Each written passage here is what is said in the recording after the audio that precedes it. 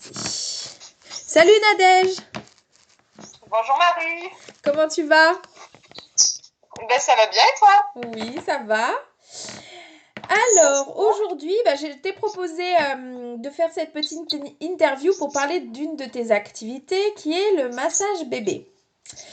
Tout à fait. Donc, comme tu le sais, je propose une newsletter aux parents qui se sont inscrits. Et de temps en temps, je fais des interviews de professionnels pour qu'ils parlent de leur métier, toujours en lien avec la parentalité. Je dis toujours, mais peut-être qu'il y aura autre chose, on verra. Voilà, donc ce que je vais te proposer, c'est commencer par te présenter, de me dire qui tu es, de qui est composée ta famille, ce que tu fais dans la vie, voilà. D'accord. Donc moi c'est Nadège, j'ai 46 ans. Je suis éducatrice des jeunes enfants depuis 23 ans. J'ai deux enfants, deux grands, qui sont toujours mes bébés, mais ils sont quand même assez grands. 23 ans bientôt et 19. D'accord. Donc je suis éducatrice. Je suis restée pas mal d'années dans le secteur de la petite enfance en structure collective sur Paris. Et ensuite, je me suis orientée dans le secteur du handicap. D'accord. Donc, je suis maintenant depuis 15 ans. Mais je travaille aussi dans la restauration des liens, dans la protection de l'enfance aussi. Voilà, D'accord. depuis peu. Ok. Donc, euh, donc Intéressant. voilà. Et je suis instructrice en massage parent-bébé depuis 6 ans. Ok. Voilà. Pour ta fonction de JE, du coup, tu travailles dans quel type de structure en ce moment? Alors là, je suis en IME, Ouais. donc avec des enfants en situation de handicap, donc tout type de handicap. J'étais plus spécialement formée à l'autisme, mais voilà, j'accompagne tout type de handicap. Et ensuite, c'est une structure en fait qui permet de recréer le lien parent-enfant pour des enfants qui sont passés, enfin pour des familles qui sont passées en jugement et où il y a nécessité d'un professionnel pour restaurer le lien. Voilà. D'accord. Ok. Ça, c'est avec l'aide sociale à l'enfance? Voilà, c'est un organisme à côté, mais qui fait partie de la protection de l'enfance. Ouais, mais ça dépend pas de l'ASE. D'accord. Voilà. Ok. Et donc, ta deuxième activité qui est instructrice de massage bébé. Tout à fait. Ma première question à ce sujet, c'est pourquoi? Alors, c'est une bonne question. N'est-ce pas? J'en ai Alors plein, tu vas déjà, voir. déjà parce qu'en tant que maman, j'ai toujours massé mes petits loups depuis tout petit, et même grand, parce qu'il faut savoir quand on commence à les masser petits, ça perdure dans le temps et même des fois à des âges, on pourrait dire oui, on arrive à l'adolescence, l'intimité, etc. Le rapport au corps est différent, pas du tout. Ils ont toujours demandé et c'est surtout parce que par rapport au lien d'attachement, c'est quelque chose qui est très important pour moi et du coup je trouvais que c'était un biais et un support qui déjà par le toucher, le contact me parlait beaucoup et en plus pouvait renforcer ce lien d'attachement qui est primordial pour le bébé, pour son développement et bien sûr pour Comme les ça parents, me quoi. parle, ce que tu dis. Voilà. Donc du coup, inévitablement, voilà, ça m'est venu tout naturellement, quoi. Ok, Voilà. d'accord. Mais du coup, l'idée, c'était de te reconvertir professionnellement, de faire ça à côté, Non, enfin. non. Alors c'est pas de faire que ça, parce que moi c'est l'enfant dans sa globalité et c'est justement l'enfance en général. Donc c'est pour ça que j'ai plusieurs activités parce que j'aime accompagner l'enfant en situation de handicap et les familles, parce que j'aime accompagner les enfants qui ont des difficultés sociales et où le lien est rompu, et des jeunes parents qui viennent d'être parents justement et pour qui c'est pas toujours évident. N'est-ce pas? Et donc voilà, donc c'est l'enfant dans sa globalité. Je veux pas me spécialiser, je veux pas voilà avoir qu'une activité. Je préfère en avoir plusieurs et essayer de répondre Oui, et puis et finalement, m'enrichir aussi de ces tout gens-là. s'entremêle. J'imagine que ce que tu as comme C'est ça, compétence dans l'approche du handicap, tu t'en sers pour les problématiques de complètement. handicap social. Ce que tu gères avec le massage bébé, tu vas certainement t'en servir avec d'autres enfants que tu croises à d'autres moments. Ouais, oui, ça fait sens ce que tu dis, bien sûr. Ça fait combien de temps, du coup, que tu es formée? Alors maintenant, ça fait 6 ans dans ma série bébé. Mmh. Et, voilà. D'accord, ça fait déjà 6 ans. Donc Ça fait déjà... Et ça fait combien de temps que tu es sur Brive? Alors moi, je suis redescendue de Paris en 2002, donc ça fait un bon moment. D'accord. Mais je suis partie dans le secteur de handicap, secteur adulte aussi, pendant quelques années, parce que voilà, j'avais envie de découvrir le secteur adulte au niveau du handicap. Donc j'ai fait une petite pause adulte et puis après, hop, je suis vite revenue au secteur enfance. Eh oui, là où tout commence. C'est ça, c'est ça. Oui, Je suis revenue à mon cœur de métier. Donc en fait, le massage bébé, tu l'as toujours pratiqué ici, quoi. Oui, Tu tout dois le être une temps. des premières formées, j'imagine, du département. Oui. Sur la Corrèze, j'étais la première, ouais. Ouais. Ok. Tu as choisi quelle école de formation? Enfin, je sais pas comment on appelle ça. Ouais. Alors moi, j'ai choisi l'Association française de massage bébé, la FMB, Ouais. parce qu'il répondait à mes attentes, dans le sens où j'aime beaucoup leur approche, parce que ça se passe sur 5 séances. Donc on se laisse le temps. C'est des ateliers collectifs individuels. Donc en collectif, ça permet de créer un lien social entre maman et papa. Ouais, ça on en parlera après, ouais. Voilà, donc déjà c'est le fait qu'il y ait 5 séances et puis surtout que c'est pas nous qui massons les bébés parce que je trouve que ça nous appartient pas. Moi je détestais qu'on touche mes bébés pendant des mois.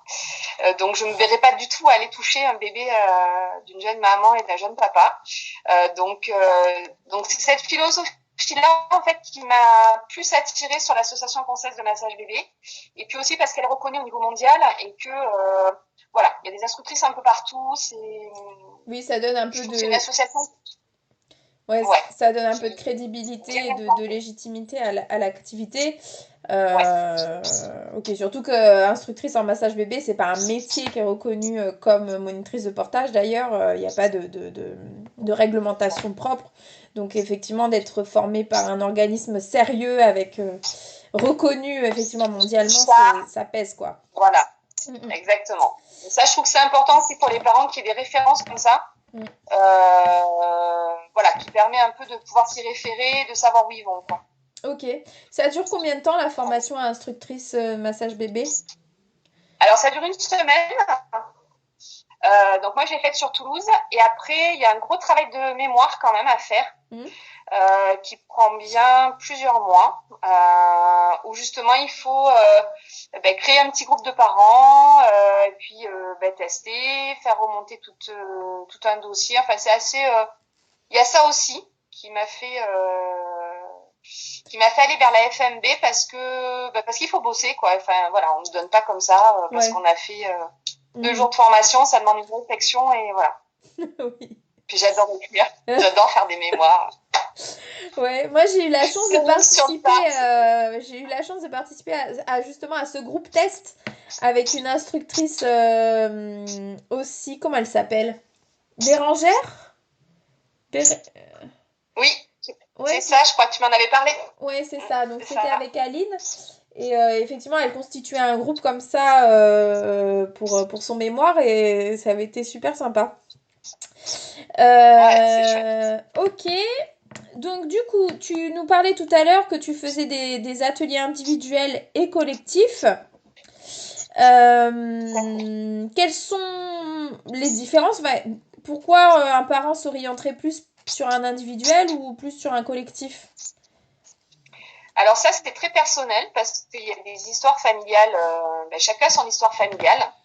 Et du coup, il y a des parents qui sont plus à l'aise d'être en individuel parce que des fois, il y a des histoires lourdes et qui sont moins à l'aise pour se retrouver en groupe, qui ont plus envie que ça se passe à la maison, cocooning, voilà. Et puis d'autres qui préfèrent que ce soit en collectif parce que ils rencontrent d'autres parents, ils ont envie de créer du lien, d'être à la maison, c'est pas toujours facile. Voilà, donc en fait, il y a les deux formules. Et donc chacun choisit celle qui lui convient. Il y a des choses que les parents diront plus facilement en individuel, d'autres en collectif. Mais après, je suis pas fermée parce que des fois, je trouve que les deux peuvent convenir. Il y a des parents qui peuvent vouloir faire de l'individuel ou du collectif et des fois s'octroyer une petite séance seule, quoi. Donc du coup, c'est un peu à la carte. D'accord.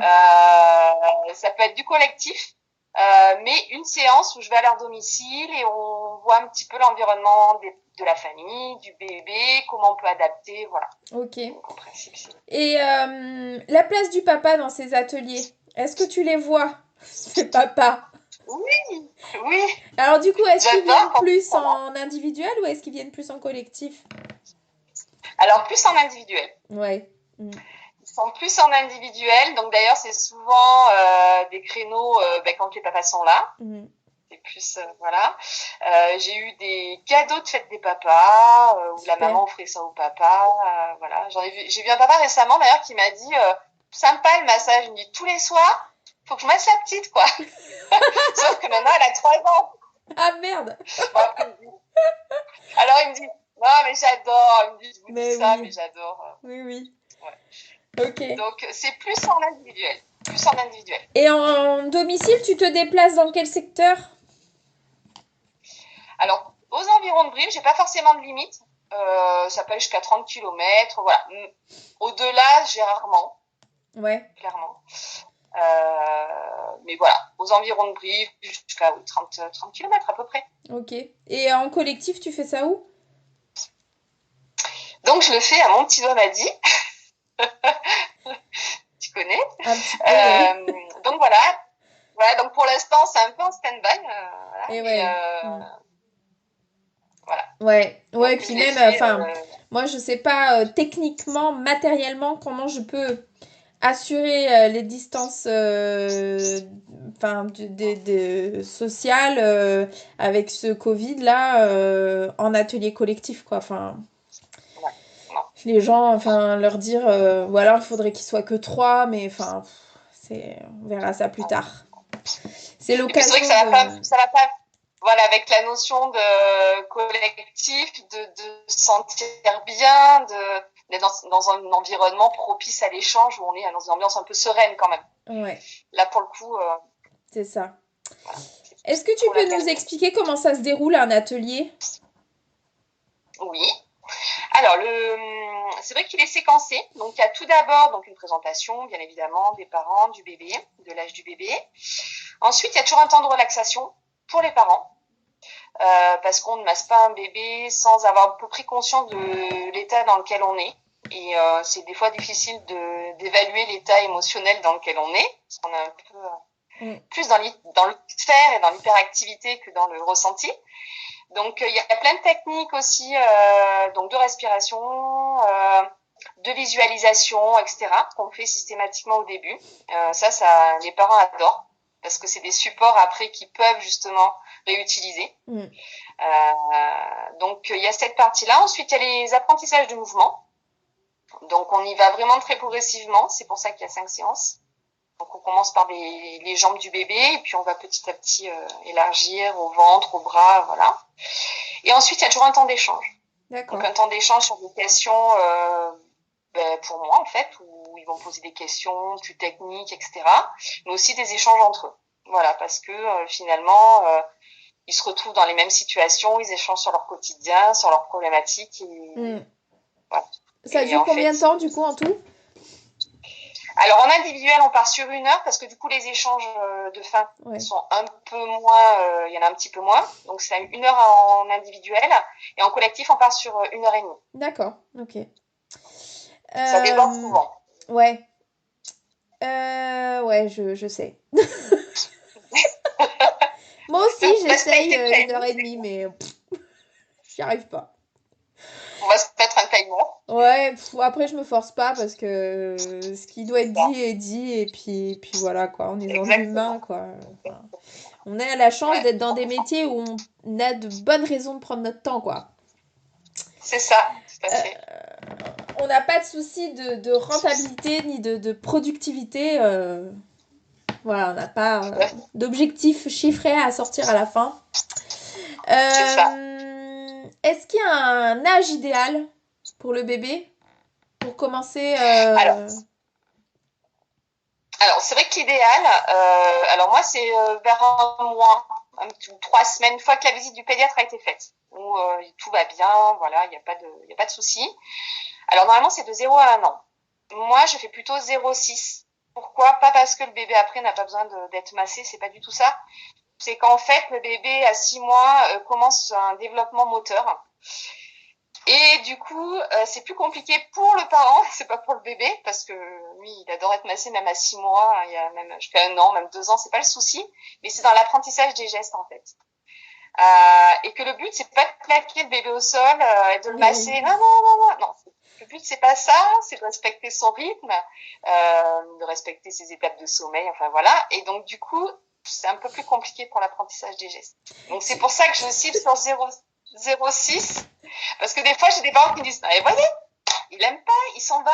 Ben non, mais en fait, il découvre l'environnement. Et oui, Et c'est pas du tout il avait qu'il autre aime chose à pas. faire, quoi. C'est ça. Pour l'anecdote, quand j'ai fait moi mes 5 séances avec Aline, elle avait à la première séance, elle avait 5 mois, ouais, 5 mois, 5 mois, oui, 5 mois. Et elle se retournait pas encore. À la troisième séance, elle se retournait. Donc du coup, elle voulait plus. Et à la cinquième séance, à la dernière, elle avait appris à se déplacer. Donc, tu vois, enfin, je sais pas, 5 séances, ça s'est fait sur, je pense, c'était tous les 15 jours. Donc, ça m'a permis de bien visualiser ces étapes. Et la dernière séance, c'était juste horrible, quoi. Parce que, ça y est, Eh elle oui, avait appris, elle a maîtrisé le dos-ventre, ventre-dos. Et à la dernière séance, elle maîtrisait le ramping, quoi. Et elle était partie. Donc, c'est clair qu'il y a une période où c'est un peu c'est compliqué. ça, c'est ça. Voilà. Plus pour le parent, mais du Ouais. coup, c'est pour ça que c'est 0,6. Dès que les parents se sentent prêts, ça peut être 3 semaines s'il n'y a pas eu de soucis. Voilà, y a pas de... Est-ce qu'il faut prévoir du matériel pour participer à l'atelier? Alors, en individuel, non, puisque je viens au domicile, donc on va déterminer un endroit, donc c'est souvent sur le lit, il y a de la place, voilà, donc il n'y a pas de matériel à prévoir. Je fournis l'huile parce à la FMB, on ne masse seulement avec de l'huile végétale bio. Ouais. Donc moi, je la fournis dans un premier temps pour que pendant les 5 séances, les parents soient tranquilles, qu'ils aient pas besoin d'aller acheter. On en parle au cours des ateliers. Et au niveau des ateliers collectifs, oui. Alors soit matelas allongé ou sinon des couvertures assez épaisses, des plaids ou des choses comme ça, Mm. histoire que le bébé soit bien. Voilà. Et puis après, nous on fournit des petits coussins. Mon petit doigt m'a dit où les parents sont assis. Donc non, il n'y a pas de matériel à. Non. Tu utilises quoi comme huile végétale? Alors ça peut être de tout, de l'huile d'amande douce, de l'huile, tout en fait. Après, c'est les parents vraiment qui, dès l'instant qu'elle est végétale et bio. D'accord. Voilà. Donc les Ok. parents n'ont pas beaucoup de moyens, c'est de l'huile basique végétale bio, Ouais. voilà. Tournesol, Euh, olive, voilà. oui, voilà, Mm. complètement, complètement. Il n'y a pas du tout de contre-indication par rapport à ça. Un petit Contrairement aux huiles rôti, minérales, ça sent le rôti à l'huile d'olive. c'est ça. Ben, comme ça, il y a encore plus de raisons de bouffer ton petit C'est bout. c'est ça. Alors du coup, le massage bébé, tout à l'heure, tu nous expliquais que ça avait une importance dans le lien qu'on construit avec son bébé, ce fameux lien d'attachement. Mais je me demandais s'il y avait aussi des intérêts physiologiques. Je veux dire, pourquoi on serait amené à masser son bébé, autre que pour le plaisir de le masser. Donc justement, en fait, on a tendance à avoir le côté bien-être et le côté massage, plaisir, etc. Donc ça, bien évidemment. Donc il y a le lien d'attachement qui est primordial parce qu'on est dans une communication qui est verbale, parce qu'on peut verbaliser au bébé. On est dans une communication non verbale par le toucher.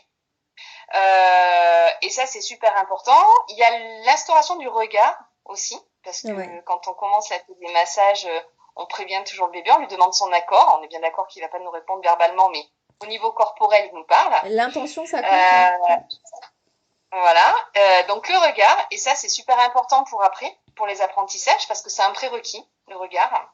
Donc plus on l'instaure de bonne heure et plus c'est quelque chose qui va être développé chez le bébé. Il y a ensuite tout ce qui est stimulation physique. Donc c'est vrai qu'au niveau du schéma corporel, c'est des enfants souvent qui ont une connaissance et un ressenti de leur corps beaucoup plus important que des enfants lambda. Il y a des meilleures connexions au niveau neuronal aussi parce qu'on stimule le côté droit, on stimule le côté gauche. On fait des mouvements de yoga, donc ça fait fonctionner les deux hémisphères. On on stimule tout ce qui est système digestif, tout ce qui est système, voilà, donc forcément ça a des intérêts pour soulager voilà, les dents, le système digestif, tout en fait. Donc il y a vraiment un panel qui est très très large au niveau de la stimulation, au niveau de l'interaction, au niveau du soulagement. Voilà, on a plusieurs domaines en fait. Et pour après tout ce qui est sommeil, puisque bien évidemment quand on masse, le bébé sécrète de l'ocytocine, qui est l'hormone du bien-être et de l'amour, et le parent en sécrète aussi. Donc du coup, en termes de relation et de moments partagés de zénitude, c'est le top. Ouais, tu m'étonnes.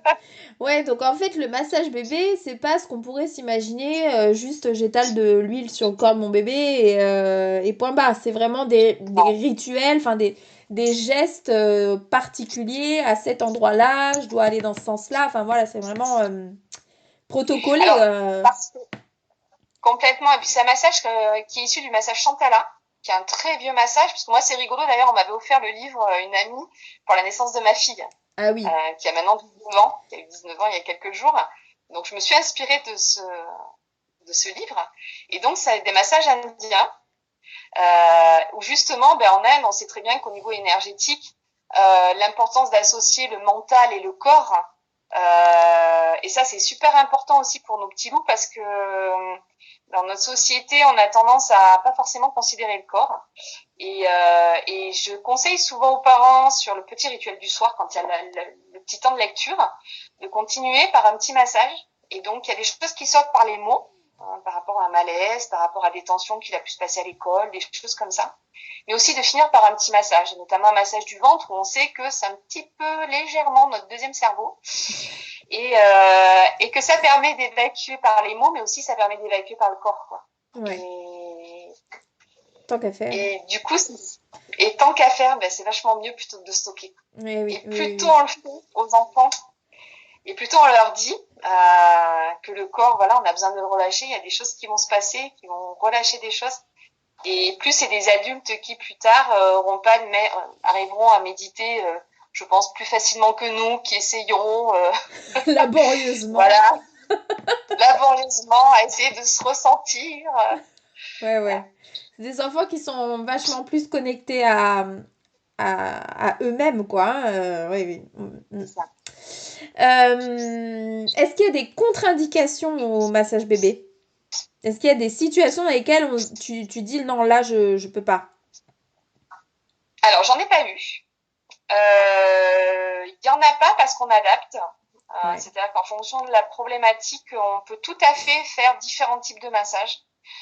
Par exemple, pour des bébés qui ont été hospitalisés, qui ont un rapport au toucher qui peut être compliqué, on va pas forcément masser tout de suite, parce qu'il faut que le corps et la peau à cet endroit soient ressentis positivement, parce que le corps a une mémoire. Donc du coup, on va passer par différents types de massages. Et donc du coup, il n'y a pas de contre-indication. C'est vraiment moi qui vais m'adapter, avec l'expérience du handicap en plus, tout à fait m'adapter à une éventuelle problématique, mais il n'y a pas de contre-indication. Voilà. Non, on adapte en fait. Ouais, c'est un peu comme le portage en fait. Il y a toujours moyen de moyenner quelque chose de pas trop mal. Exactement. Du coup, comme tu as une autre activité salariée, comment tu t'organises? Quand est-ce que tu les proposes, ces ateliers? Alors, j'ai 2 autres activités salariées. Donc, du coup, c'est très bien organisé. Donc, début de semaine, je suis en emploi salarié. Donc, souvent, j'ai le jeudi et les vendredis qui sont consacrés au massage bébé. Et les week-ends, ça peut arriver aussi quand le papa est en déplacement et pas forcément là la semaine. Voilà, on s'adapte sur le week-end. Je suis assez disponible par rapport à ça. D'accord. Et comment on te trouve? Et comment on me trouve? Ouais. Alors, déjà sur le site de l'association, quand on tape massage bébé, on tombe le premier site sur lequel on tombe, c'est l'association française de massage bébé. Donc, si les parents cliquent et après, sur le département de la Corrèze, je suis répertoriée. Donc ensuite, mon petit doigt m'a dit, il y a des petites cartes, voilà, et j'ai une page Facebook. Donc j'ai pas de site internet encore. C'est en réflexion, mais c'est pas encore fait. Voilà. Ok. Donc c'est Bulle de douceur. Ouais. Voilà Bah, je le mettrai, je mettrai toutes les infos en description de la vidéo, comme ça les gens qui chercheront te trouveront directement. Moi aussi, j'ai quelques flyers que je distribue en atelier parce que je trouve ça très très complémentaire en fait, le portage et le massage bébé. Souvent, j'ai des bébés qui ont énormément de mal à se laisser aller au portage parce que la grossesse a été compliquée, parce que la naissance a été compliquée, parce que pour X raisons voilà, qui regardent personne finalement à part par cette famille-là. Et souvent, je sens que avant de passer à un outil pour porter son bébé, il faut reprendre contact.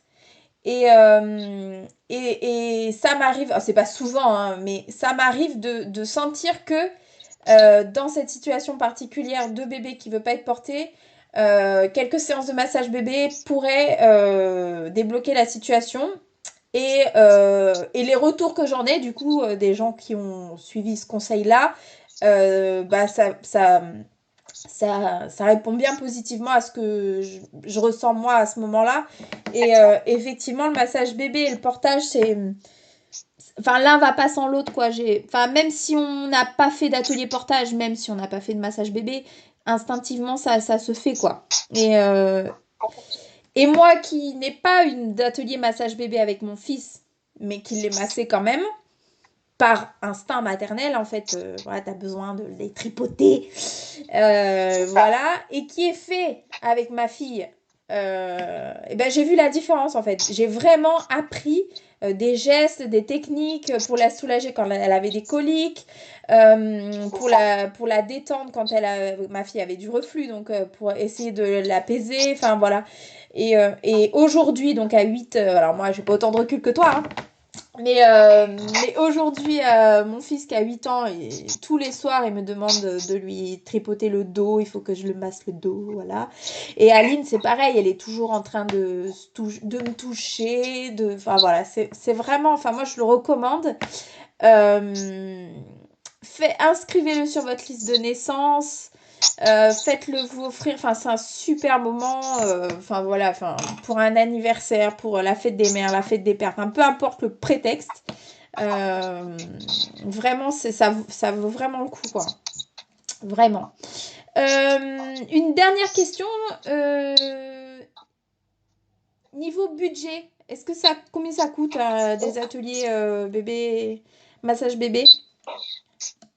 Alors, il y a deux tarifs. On est à 130 euros en collectif. Ouais, Donc, attends, je 5 rappelle, c'est séances, 5 hein? Ouais, séances d'une heure et demie. ouais, Alors, en principe, on les espace d'une semaine. d'accord. Parce que comme ça, pendant une semaine, les parents ont le temps d'expérimenter les gestes, Hmm, s'il y a des questions, etc. hmm. On laisse pas plus d'une semaine. Et à domicile, c'est 150 euros. Ouais, attends. Voilà, Ok, ouais, ouais. sur 5 séances. Vraiment, Voilà. et Donc, là, il c'est n'y bon. a aucune raison. Enfin, 150 euros, même si toi, t'as pas les moyens, tu fais participer les grands-parents et les oncles et les tantes et c'est plié, quoi. Enfin, c'est vraiment hyper abordable, quoi. Mm. Et puis, il faut voir qu'on se voit sur 5 semaines, quoi. Mais Donc, oui. Non. c'est un temps qui est relativement long, où il y a plein de choses qui, voilà, Mm. c'est pas, Ouais, non, mais c'est voilà, enfin, ramener le prix horaire, c'est vraiment pas, ouais. ça vaut vraiment le Ça coup, vaut quoi. vraiment le coup. Ouais, ouais. Ouais. Ça, j'en suis convaincue. Bon, je pense on a fait le tour, Nadège. Est-ce Oui. que j'ai oublié de parler de quelque chose? Est-ce que tu voudrais rajouter quelque chose? Bah écoute, non, je pense qu'on a fait le tour. J'ai pas de. Si, à la limite, pour les parents qui peuvent être intéressés, donc c'est ce livre Chantala. Ils peuvent regarder des petites vidéos YouTube sur Internet qui vont déjà montrer un petit peu. Alors, je les rassure, ils vont voir des mamans indiennes. On ne masse pas avec la même intensité. C'est comme le portage et les bébés africains, hein, on porte pas de la même façon. Voilà, je vous rassure, n'ayez pas peur. Mais du coup, ça peut montrer un petit peu, voilà, les mouvements, D'accord. voilà, prendre un petit peu connaissance. Et puis après, bah, s'il y a des questions, qu'ils n'hésitent pas à m'appeler. Alors pour l'instant, j'ai pas repris de domicile parce que j'ai 2 emplois à côté où je vois du monde. Ouais. Donc je préfère, pour des raisons de sécurité, ne pas reprendre les ateliers tout de suite et laisser un petit peu quelques semaines pour voir un peu l'évolution de la situation. Donc je pense reprendre d'ici l'été, si tout va bien, que tout s'est apaisé. On croise les doigts, ouais. Voilà, je préfère. Ok, c'est Donc tout à ton après, les honneur. parents n'hésitent pas à m'appeler. Ok, on peut Voilà. t'appeler, t'envoyer un message s'il y a besoin. Ok. S'ils veulent des renseignements complémentaires, il n'y a pas de souci. Ok. Merci beaucoup, Nadège. Merci Marie, merci beaucoup pour cette interview, c'était super intéressant. Je t'en prie. Je te dis à très bientôt. Mon petit doigt m'a dit, dès que ça rouvre, avec grand plaisir. Il va falloir pousser on a les murs. hâte. Tout le monde, hein, on est tous dans les starting blocks. Pour ceux qui ne sont pas de la région, mon petit doigt m'a dit, c'est un salon de thé familial où dans notre petite ville de Brive, c'est le QG des parents de jeunes enfants. Enfin voilà, donc quand c'était un peu dramatique pour tout le monde quand ça a été fermé. Ouais. Parce que c'est vraiment un lieu magnifique pour créer du lien, pour se retrouver, pour décompresser, pour poser un peu sa charge mentale dans le panier à parapluie à l'entrée. Enfin, vraiment, il y a toutes les parentalités, tous les types de parents, de mères, de pères, d'enfants. Enfin, c'est vraiment un lieu merveilleux et on a tous hâte que ça rouvre. Voilà, Jessica, si tu nous entends. On t'embrasse. Voilà. Bon, je te fais un bisou, Nadège. À bientôt. Oui, moi aussi, Marie. À très vite. Allez, salut. Oui, merci beaucoup. Au revoir.